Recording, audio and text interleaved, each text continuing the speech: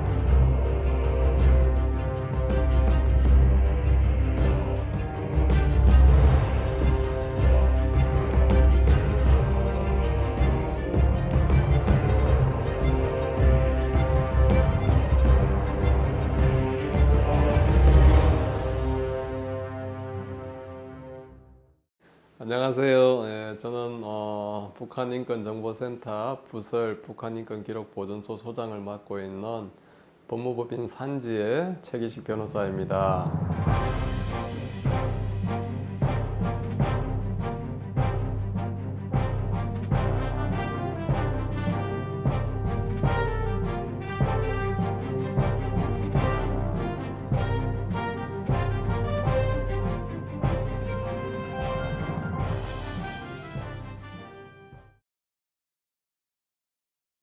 북한인권기록정보센터는 사단법인으로 되어 있고요. 2003년도에 이제 만들어졌는데, 그때 이제 결국은 북한의 인권 상황을 우리가 수집을 하고, 북한의 인권 상황이 어떤지 또 알리기도 하고, 아마 그때 당시에는 북한 인권법이나 이런 게 없었기 때문에 민간 단체에서 먼저 정보센터를 만들어 가지고 자료를 수집하기 시작했고, 2007년도에 이것을 좀 더 이제 자료를 좀 더 효율적으로 수집하고 관리하기 위해서 부설 기관으로 북한인권기록보존소를 만든 겁니다.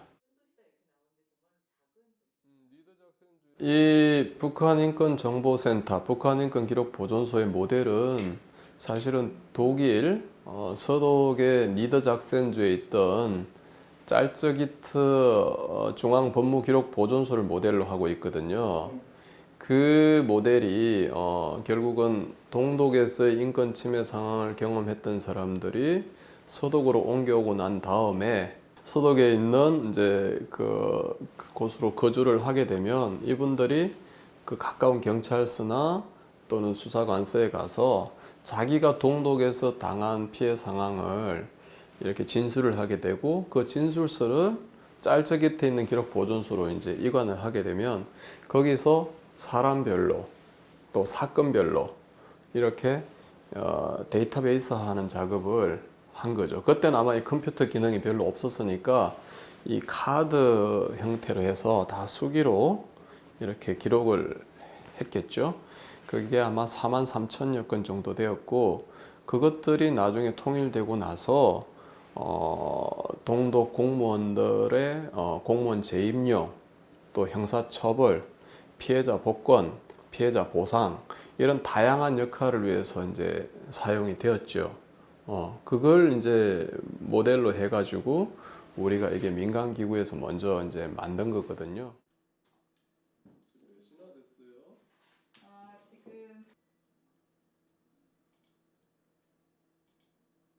하나원에 계신 분들을 상대로 해가지고 북한에서 인권 침해를 당한 사실이 있는지에 대한 어떤 간단한 설문조사를 받고, 거기에 대해서 체크하신 분들에 대해서는 심층 면접을 들어가게 되죠. 우리 북한 인권정보센터 요원들이 들어가서.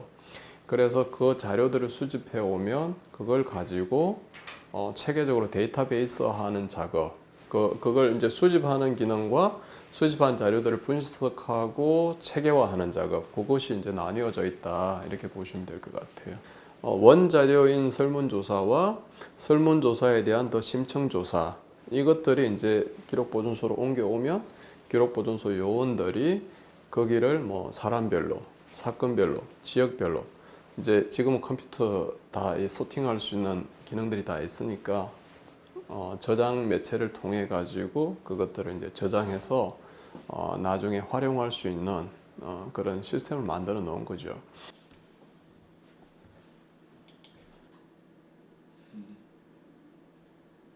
가장 주안점을 둔 게 뭐냐면 사람을 특정해라.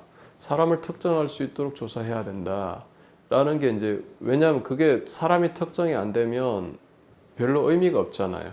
단지 국제사회에 북한에서 이러한 인권 침해 행위가 일어나고 있다라는 추상적이고 약간 두루뭉실한 그런 얘기밖에 할 수 없잖아요. 그렇지만 사람을 특정하게 되면 그만큼 조심스러워지는 거고 그 다음에 그런 것들이 정말 이름이 이렇게 다 노출되지 않는다 하더라도 어디 보위부 소속이다. 그 사람 계급이 어느 정도 불리더라. 그리고 뭐 머리는 뭐 대머리더라. 아니면 뭐 머리 숱이 많다더라.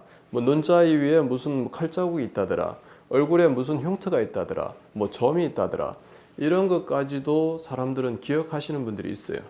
그러니까 그런 것들을 최대한 나이는 얼마 정도고 키는 얼마 정도고 남자고 여자고 이런 것들을 최대한 이제 특정을 해서 나중에 이걸 데이터로 쓸 수 있도록 그렇게 하는데 주안점을 뒀거든요. 인간은 누구나 내가 했던 어떤 강제 낙태 행위나 또는 뭐 폭행 행위나 뭐 강간 행위나 이런 어떤 교도소 수용자에 대한 어떤 침해 행위가 이 친구 혹시 나가서 누군가에게 자기 행위를 알려서 기록이 된다고 전혀 예측하지 못하는 건 아니잖아요. 그러면 그것이 위축될 수밖에 없고 공식적으로 이런 활동이 외부에 알려지게 되면 훨씬 더 그 행위는 위축될 수 있겠죠. 그러면 2대, 3대 맞을 것이 한 대로 때릴 수 있고 강도가 더 세게 더 약해질 수도 있고 그 사람들은 행위가 위축될 수밖에 없죠. 그러면 조금이라도 북한 주민들 특히 갇혀있는 분들의 인권은 조금 더 보장될 수 있죠. 지금 현 시점에서도.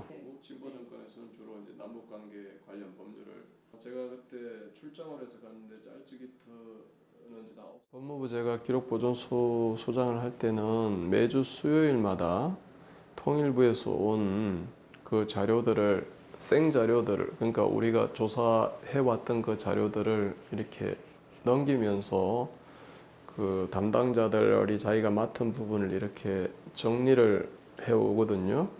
그러니까 데이터베이스를 입력할 자료를 정리를 해오면 그걸 잘 이렇게 넘겨보면 정말 우리가 오히려 이 기록을 보면서 정신적으로 피폐할 정도로 상황이 되게 안 좋다는 거를 경험을 했었어요. 기록을 보는 사람이 그 정도로 느낄 것 같으면 그 상황을 직접 목격했거나 그 상황을 직접 당한 사람은 우리보다 10배 이상 그 고통 가운데 있는 거죠. 밖에 나가서 이제 자기 친구도 고등학생 정도 되는 딸이 중학생? 친구들하고 같이 나만의 CD를 어디서 구했는지 모르겠지만 그 음악 CD를 듣고 노래를 따라 부르고 춤을 췄다라는 거를 이 엄마한테 얘기를 하게 되죠. 집에 와서 엄마 우리 친구들하고 나만 노래 부르고 춤췄다. 그러니까 엄마가 그것을 그 다음날 보위부에다가 신고를 했어요. 왜 신고를 했는지 보니까 이 엄마가 보위부에서 쓰고 있는 비밀 요원이에요. 근데 이 엄마가 이 사실을 알고 딸을 위해서 감추었다가 나중에 다른 친구들이 적발이 되어 가지고 이 엄마가 이걸 신고하지 않았던 걸 알게 되면 자기가 엄하게 처벌받는 거예요. 이러한 감시 체계에서 딸을 신고할 수밖에 없는 사회라는 거. 이건 저한테 굉장히 오래 남아있는 기억들 중에 하나고. 유지하는 곳들이 있었는데 할 수 있는 곳들이 있었는데 주정부니 나중 통일 상황이 됐을 때 이 자료만 가지고는 형사소출을 100% 할 수는 없을 거예요. 그렇지만 이게 기본적인 베이스 자료가 되는 거죠. 이 자료조차도 없으면 나중에 출발할 수가 없어요. 뭐 통일이 언제 될지, 통일이 남한 주도로 될지, 과연 우리가 원하는 방식으로 통일이 될지 아무것도 예측할 수 없죠. 그렇지만 독일 사람들도 마찬가지 아니었을까요? 그때 당시에 인권 침해 행위가 있으니까 그 베를린 장벽을 넘어오는 사람들에 대해서 총기 사격을 하고 하니까 나중에 그 독일 총리가 됐던 빌리 브란트가 그때 그 서베를린의 시장이었거든요. 그 양반이 주도해가지고 이 짤츠기트 기록 보존소를 만들었거든요. 그러니까 그 빌리 브란트의 생각에는 다른 건 없었을 거예요. 아마 지금 동독 군인들이 동독법 집행자들이 자유를 찾거나 또는 동독에서 어떤 기본적인 삶을 영위하는 사람들에서 인권 침해 행위를 하니까 이거는 우리가 기록해 놓자. 그리고 보존해 놓자.